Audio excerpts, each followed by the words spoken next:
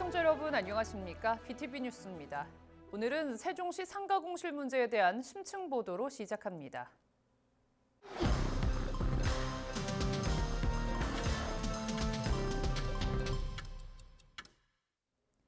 지역의 이야기를 깊이 있게 살펴보는 더 깊은 뉴스 시간입니다.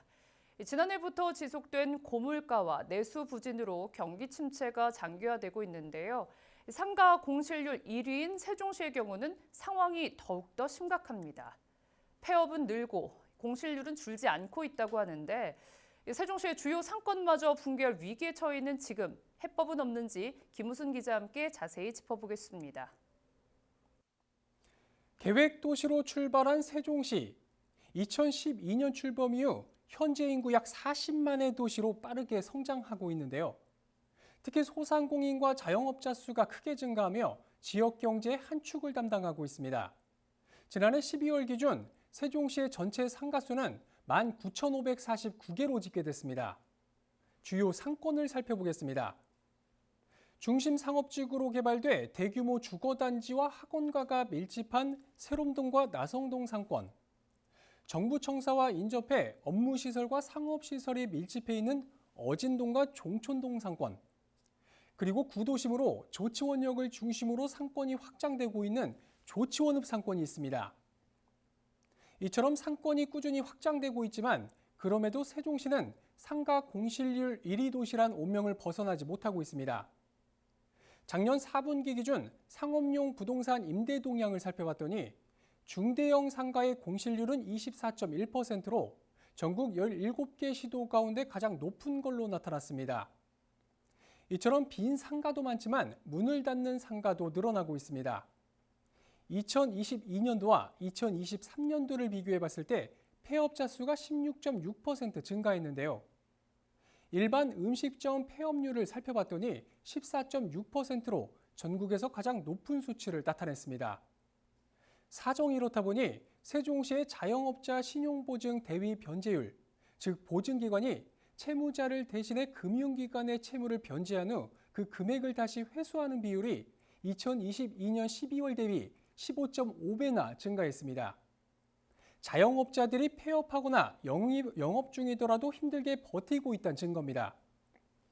코로나19 이후 지속된 경기 불황과 소비 패턴의 변화로 전국적으로 지역 경제가 위축되고 있는 상황에서 세종시의 공실률과 폐업률의 실태는 어떤지 현장 취재해봤습니다. 세종시 나성동의 한 상가. 내부에 있는 가벽을 뜯어내고 옮기는 작업이 한창입니다. 배달 전문 음식점이었지만 극심한 불경기를 이겨내지 못하고 결국 문을 닫게 되면서 원상복구에 나선 겁니다. 상가 철거 전문 업체 관계자는 최근 세종시에서 이곳처럼 폐업하는 가게가 늘고 있다고 말합니다. 진짜 오픈하고 한 3개월도 안 돼서 폐업하시는 분들도 굉장히 많아요. 주변에서 보면. 요즘에는 차 이렇게 놓고 하는 것들 대부분 보면은 철거 현장이거든요. 그런 거 보면은 솔직히 개인적으로 진짜 좀 안타깝긴 해요. 지난달 통닭 전문 호프집을 오픈한 홍춘기 씨. 5년 전 부푼 꿈을 안고 세종으로 와 자영업에 뛰어들었지만 현실은 결코 호락호락하지 않았습니다. 코로나에 이은 경기 침체 등으로 불황이 계속되면서 가게 운영에 애를 먹었습니다. 이번이 벌써 세 번째 업종 변경입니다. 다른 자영업자 사장님들이나 대화를 많이 하다 보면 빚을 내서 직원들 월급 주고 그다음에 공과금 내고 월세 내고 하면 본인들은 지금 소득이 없다는 거죠, 거의. 그래서 대출을 받고 버티고 있는 거죠. 장기화되는 경기 불황 속에 세종시 소상공인들은 유독 힘든 시기를 보내고 있습니다. 실제 지난 2022년 기준 통계청이 조사한 세종시 소상공인 통계 현황을 보면 도소매업 사업체 수는 모두 6,340곳으로 이 중 절반 가까이는 매출액이 5천만 원 미만이었습니다. 업체당 평균 영업이익률인 13%를 접목해보면 월 평균 영업이익은 약 53만 원에 불과합니다. 숙박이나 음식점업 또한 5천만 원 미만 매출 사업장의 경우 영업이익은 월 77만 원 수준에 그쳤습니다. 1인 가구 최저 생계비에도 턱없이 모자란 금액입니다. 소상공인들이 필수 비용을 제외하고 가져가는 돈이 50만 원에서 70만 원밖에 안 된다는 겁니다. 데이터상. 그러니 소상공인들이 빚을 지지 않고 살 수 있겠습니까? 자영업자의 폐업 증가는 세종시의 고질적인 문제인 상가 공실 장기화로 이어지고 있습니다. 한국부동산원이 발표한 지난해 4분기 기준 세종의 중대형 상가 공실률은 24.1%, 전국 17개 시도 가운데 가장 높았습니다. 소규모 상가와 집합상가 공실률도 전국 평균보다 높았습니다. 극히 일부를 대상으로 한 표본조사가 아닌 전수조사를 할 경우 이보다 훨씬 높을 거란 전망이 나옵니다. 실제 세종시 신도시의 상가 공실이 얼마나 심각한지 대평동의 한 상가 건물을 직접 돌면서 공실률을 조사해 보도록 하겠습니다.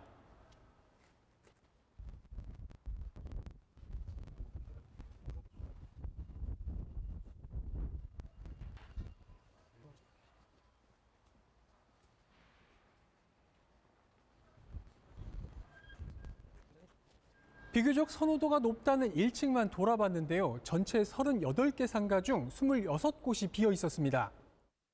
비율로 따져보면 70%에 육박합니다. 전문가들은 상가 공실 문제를 방치할 경우 상권 침체는 물론 지역 경제 전반의 활력 저하로 이어질 수 있다고 지적합니다. 근본적인 진단과 맞춤형 대책이 시급한 이유입니다. 물론 신도시의 모든 상가가 방금 보신 것처럼 공실이 심각한 건 아닙니다. 각 상권별로 또는 각 동별로 편차가 심한 상황인데요. 문제는 정확한 공실 현황은 그 누구도 알지 못한다는 겁니다. 현재 나오고 있는 자료들은 극히 일부 상가를 표본조사한 것이기 때문인데요. 이 문제에 대해서 오래전부터 대책 마련을 주문해온 유인호 세종시 의원을 현장에서 만나서 상가 공실 현황 조사의 한계와 앞으로 필요한 노력은 무엇인지 들어봤습니다. 의원님, 최근 신도시 지역에 대한 상가 공실에 대해서 직접 전수조사하신 바가 있으시잖아요. 어느 지역이 가장 심했습니까? 제가 최근에 그 시정지를 통해서 상권 활성화를 좀 개선을 시켜보고자 보람동, 대평동, 소담동 3개 지역을 전수조사를 좀 해봤습니다. 3개 지역 중 가장 심각한 곳은 대평동 지역이고요. 수치상으로는 53% 이상 정도의 공실률을 좀 보이고 있을 만큼 사실 상황이 되게 많이 안 좋았습니다. 자, 그래서 정확한 데이터가 있어야 이러한 상권별로 핀셋 대책이 좀 나올 수 있는 것 아니겠습니까? 뭐 세종시를 비롯해서 관련 기관들 어느 정도 데이터를 좀 축적을 하고 있는 상황인가요? 23년도에 용역을 통해 가지고 전수조사를 한번 한 적이 있어요. 근데 24년도에는 그 데이터를 기반으로 새로운 축적된 그 데이터를 갖고 가려고 하는 노력들보다 한국부동산원 표본조사한 부분들을 가지고 진행을 좀 하고 있더라고요. 근데 그런 부분들이 좀 아쉽지 않았나 싶고요. 참고로 좀 말씀을 드리면 24년도 표본조사한 그 데이터를 가지고 공실 현황을 좀 살펴보니까 14.7% 정도가 됩니다. 근데 실제로 제가 전수조사를 하면서 느꼈던 것들이지만 그 편차가 너무 크더라. 그래서 앞으로는 조금 더 적극적인 그 시정에 대한 노력들이 좀 필요하지 않을까 그런 생각을 갖고 있습니다. 네, 정확한 데이터 분석이 좀 먼저 필요할 것 같다 이런 생각이 들고 세종시 신도시 같은 특히 금강 수변 상가에 대한 공실이 심각하다 이런 얘기가 예전부터 좀 있어 왔는데 지금도 그런 상황인가요? 그 또한 23년도 제가 2월에 전수조사를 한번 해봤습니다. 금강 수변 상가 지역의 상가들 대상으로 전수조사를 했었는데 당시에는 58.9% 정도의 공실 현황을 좀 보였고요. 어느 정도 좀 개선이 됐는지 25년도 2월에 제가 다시 한번 조사를 좀 했었을 때에는 39% 정도대, 그러니까 한 20% 정도대의 개선 현황이 좀 보여지긴 했습니다. 개선에 대해서 끊임없이 요구했던 측면하고 그리고 시집행부가 공감을 해주면서 용도를 좀 많이 완화했던 측면들 이런 것들이 좀 효과를 보지 않았나 싶습니다. 그리고 더불어서 시 집행부의 일부 부서가 금강 수변 상가 쪽으로 입점을 좀 하면서 공실률이 개선된 측면들이 좀 있다. 그런데 또 다른 측면에서는 그런 부분들에 대한 비중이 좀 크다 보니까 전체적으로 개선되어지는 측면들은 아직은 좀 미비하지 않나. 그래서 앞으로 적극적인 어쨌든 관심과 노력이 필요하다는 생각을 좀 하고 있습니다. 의원님께서는 최근 시정 질문을 통해서 세종형 상권 분석 시스템 구축이 필요하다 이런 제안을 하신 걸로 알고 있는데 왜 그런지 또 기대 효과는 뭔지 말씀 좀 해주시죠. 이 상권 분석 시스템을 현재 운영을 좀 하고 있는 곳이 서울시와 그다음에 경기도에서 지금 운영을 하고 있습니다. 기본적으로 재정 수반이 좀 많이 되어지다 보니까 사실 여타 시도에서 쉽게 접근을 하고 있지는 못한 것 같아요. 근데 이게 이제 필요한 것들은 상권의 흐름이나 그다음에 그 지역의 동일 업종들에 대한 경쟁에 좀 심화되는 측면들에 대한 분석이라든지 그리고 이제 그 사람들 즉 그 수요층의 그 이동 흐름 같은 것들이 어느 정도 사실 공유가 되어질 수 있는 시스템이기 때문에 이런 것들이 좀 필요하지 않을까 싶어서 제가 주장을 하게 됐던 거였고요. 결국 소상공인들이 새로운 시장에 진입을 함에 있어서 도움을 좀 받을 수 있도록 제도적으로 좀 뒷받침되어줘야 되지 않을까 생각을 하고 있습니다. 결국 정확한 상가 공실 현황 파악과 그에 따른 맞춤형 대책을 주문하는 목소리입니다. 물론 이 문제가 지역에 주어진 당면 과제인 만큼 세종시도 손을 놓고 있진 않습니다. 상가 공실 해소와 소상공인 지원을 정책 추진의 최우선순위에 두고 있는데요. 그동안 여러 도전이 있었고 일부는 성과를 내기도 했습니다. 구체적으로 어떤 노력이 진행 중인지 들여다봤습니다. 세종시 어진동에 있는 한 상가 건물. 지난 2023년 이 건물의 상당 부분을 쓰던 과학기술정보통신부가 정부 세종청사로 이전하면서 1년 반 이상 텅 비어있는 상태입니다. 스산함마저 감도는 이곳에 대규모 데이터 센터가 들어서게 됩니다. 세종시가 지난달 국내 한 데이터 센터 운영 전문 기업과 업무 협약을 맺었는데 전략 산업을 유치하는 동시에 대규모 상가 공실을 해소했다는 점에서 주목받았습니다.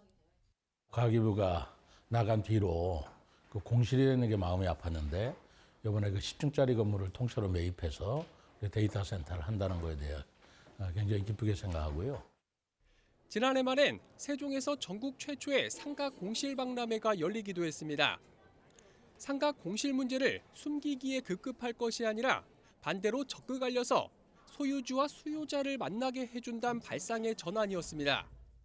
좋은 위치나 그 저렴한 가격에 창업할 수 있는 점포들이 있는지 궁금해서 왔습니다. 상가 공실 해소를 위해 세종시와 행복청, LH 세종특별본부 간 공동대책도 추진 중입니다. 논의 중인 처방전은 도시계획 정비와 지역경제 활성화 대책 등 크게 두 가지. 우선 도시계획 정비는 상업 업무 용지의 허용 용도를 완화하는 방안에 초점이 맞춰져 있습니다. 공실률이 높은 지역을 중심으로 각종 생활 편의 시설이 들어설 수 있도록 규제를 적극 풀겠다는 겁니다. 이쪽 이제 대평동 쪽하고 이제 소담동 쪽에 일부 이제 토지가 있는데 상가가 있는데 그 부분도 상가 공실을 해결하기 위해서 저희가 이제 숙박시설 추가로 이제 용도 완화를 하려고 준비 중에 있다는 말씀드리겠습니다. 상권 활성화는 소상공인 지원 대책이 핵심입니다. 상권 유형별 특성을 살린 차별화 전략을 수립하는 동시에 지역별 대표 상권, 즉 로컬 상권을 확대해 나간다는 계획입니다. 소상공인 육성 사업을 통해 로컬 상권도 확대해 나가는 한편 상권별 공동 마케팅 사업도 추진해 소비 신작에 힘쓰겠습니다. 이처럼 상가 공실 해소를 위해 대책 마련이 잇따르고 있지만 근본적으론 정체돼 있는 인구의 증가 없인 백약이 무효란 지적도 나오고 있습니다. 현실이 그리 녹록진 않지만 그래도 희망은 있습니다. 대한민국이 조기 대선 국면에 접어들면서 행정수도 세종 완성에 가속도가 붙을 것으로 전망되고 있는 건데요. 국회 세종의사당과 대통령 세종집무실 시대가 활짝 열리게 되면 움츠러들었던 지역 경제도 다시 기지개를 펴게 될 거란 전망이 나옵니다. 그만큼 행정수도 완성을 위한 대선 공약화 노력은 당장 세종시 발등에 떨어진 불이 될 것 같고요. 이와 더불어서 현재 각 기관별로 마련 중인 상권 활성화와 상가 공실 해소 방안 마련도 차질 없이 추진해 나가기를 기대해 보겠습니다. 방금 보셨다시피 세종시의 폐업률과 공실률 증가로 자영업자들의 어려움이 더욱 가중되고 있는데요. 이에 대한 해결책은 없는지 행복도시 KPA 기획조정단장이자 유한대학교 도시지적행정학과 백기영 교수를 화상으로 연결해서 이야기 나눠보겠습니다. 교수님 안녕하십니까? 네, 안녕하세요. 네, 교수님께서는 작년에 이 세종시에서 개최했던 상가공실 박람회에서 이 공실 활성화 방안에 대해서 다양한 의견을 내주신 걸로 알고 있습니다. 세종시의 공실률과 폐업률이 높은 이유 어디에 있다고 보십니까? 예, 크게 한 세 가지 정도 이유가 있지 않나 싶습니다. 첫째는 초기에 분양가가 지나치게 높아서 임대료 부담이 컸고 이것이 수익성을 낮추고 공실률을 장기화하는 요인으로 작용하고 있습니다. 두 번째는 수요에 비해서 이 상업시설이 과잉 공급되었는데요. 이것은 신도시 특성상 상권 형성이 늦어지는 어떤 구조적인 문제와 맥을 같이 하고 있습니다.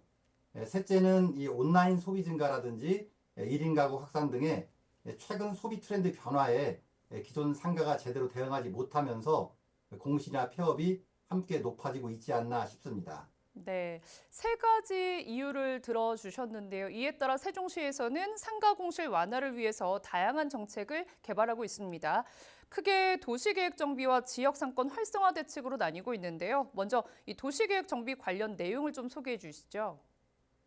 예, 대표적으로는 상업용지를 복합용지로 전환을 해서 수요에 맞는 유연한 공간 활용을 유도하고 또 공실률이 높은 지역 같은 경우는 용도 변경이라든지 용적률 조정 이런 걸 통해서 공급을 탄력적으로 조정하고 있는 것이 가장 주요 정책이 되겠습니다. 아울러서 그 1층 부분에 생활 밀착형 상가를 유도한다든지 또 5개 영업이 가능하도록 전면 공지 시범 구역을 확대하는 것들은 실질적으로 상가 운영 활성화 방안으로 추진 중인 대표적인 사례가 아닌가 싶습니다. 네, 그렇다면 지역 상권 활성화 대책으로 또 세종시가 추진하고 있는 정책에는 어떤 것들이 있나요? 예, 대표적으로는 아마 골목 상권을 조직화하고 특화거리를 육성하는 것들 이런 게 대표적이고요. 여기에 이제 문화관광 연계 사업 등 이런 것들을 서로 연계하는 것이 다양한 정책의 대표적인 사례가 되겠습니다.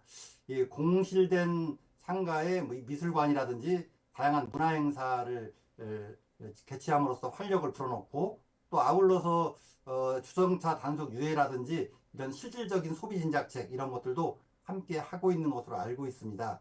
여민전의 확대, 금융지원, 또 상가 DB를 구축해서 전반적으로 상권 활성화에 어떤 기반을 다지는 것들 이런 것들도 중요한 과제가 아닌가 싶습니다. 네, 경기 침체로 인해서 지역 상권 활성화가 올해도 큰 화두가 될 것 같습니다. 교수님께서는 이 세종시의 지역 상권이 살아나려면 현재 세종시가 추진하고 있는 대책 외에 좀 어떤 다양한 대책들이 필요하다고 보시고 계십니까? 예, 뭐 구조적인 문제이기 때문에 좀 전략적 접근이 필요하다 생각인데요. 기존에 하고 있는 여민전의 확대나 플리마켓 운영 이런 것들을 하면서 이제 빅데이터 기반의 맞춤형 상권 컨설팅 이런 것들을 통해서 상인들의 경영 역량을 높이는 것도 병행될 필요가 있겠습니다. 예, 내용적으로는 로컬 브랜드를 발굴하고 대표적인 아이템 개발 이런 것들도 아주 중요하고요. 지역 특색을 반영한 여러 가지 이벤트 등의 문화활동 이런 것도 중요한 과제가 아닌가 하는 생각입니다.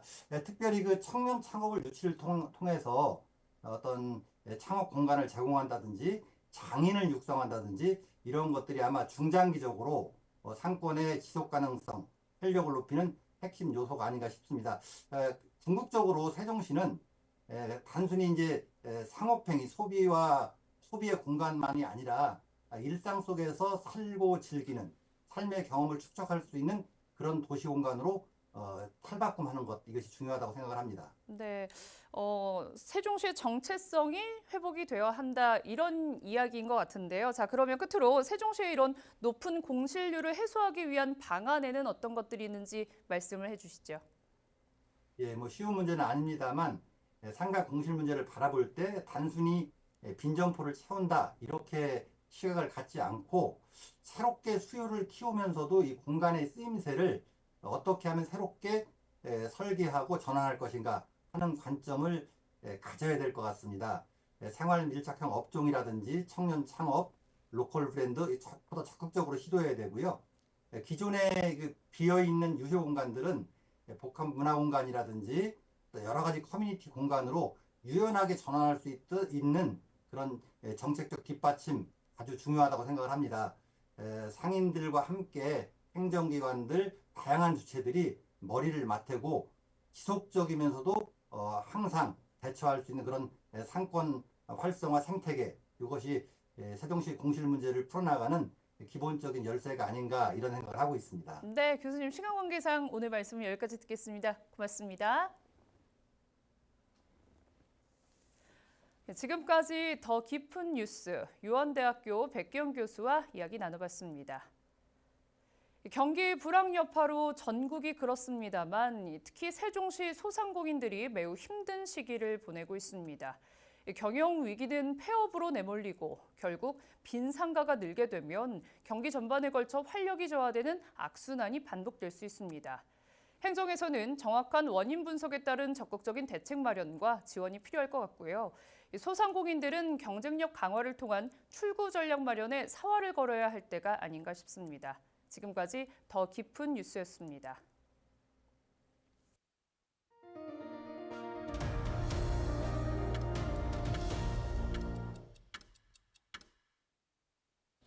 국민의힘 소속인 김태흠 충남도지사가 오는 6월 치러지는 조기 대선에 불출마를 선언했습니다. 김 지사는 자신의 SNS를 통해 조기 대선에 출마하지 않고 충남도정에만 충실하겠다고 밝혔습니다. 또 대선 출마가 정치적 경력이나 차기 선거 준비를 위한 수단이 돼서는 안 된다면서 단순히 반 이재명 정서에 기대어 대선을 치르면 필패할 것이라고 말했습니다. 천안의료원이 보훈위탁병원 재지정을 추진합니다. 의료원은 지난 9일 각계각층으로 구성된 60여 명을 추진위원으로 위촉하고 발대식을 열었습니다. 천안의료원은 지난 1998년부터 24년 동안 보훈위탁병원으로 지정됐지만 2022년 2월 낮은 평가 점수 탓에 해지됐습니다. 김대식 의료원장은 천안 지역 보훈 대상자 상당수가 동남구에 거주하고 있다며 이동 편의 등을 고려하면 천안의료원이 최적지라고 설명했습니다. 세종과 대전, 충북, 충남 등 충청권 4개 시도가 정보보호 산업 육성을 위해 과학기술정보통신부에서 추진하는 지역 거점 정보보호 클러스터 구축 사업 공모에 공동으로 참여합니다. 이 사업은 수도권에 집중된 정보보호 산업을 지역으로 확산해 사이버 침해 사고를 예방하고 지역 특화 정보보호 산업을 육성하는 것을 골자로 하고 있습니다. 사업 대상으로 선정되면 연간 20억 원의 국비를 최대 5년 동안 지원받을 수 있습니다. 충청권은 지리적으로 국토의 중심에 위치해 우수 사례 확산이 용이한 입지를 갖춰 지역 거점으로 성장 가능성이 높은 것으로 평가받고 있습니다. 아산시가 무단 방치된 공유 전동 킥보드에 대한 집중 단속과 견인 조치를 시작했습니다. 견인 대상 구역은 점자블록 등 교통약자 이동에 방해를 하는 구역과 지하철역 진출입로, 버스 택시 정류소, 횡단보도 등입니다. 단속된 기기에 대해 업체가 1시간 이내 조치를 취하지 않을 경우 견인 조치되며 견인비 한 대당 5km 기준 2만 원이 부과되며 보관료도 30분당 300원을 내야 합니다. 이상으로 BTV 뉴스를 마칩니다. 시청자에게 힘이 되는 뉴스로 다시 찾아뵙겠습니다. 시청해주신 여러분 고맙습니다.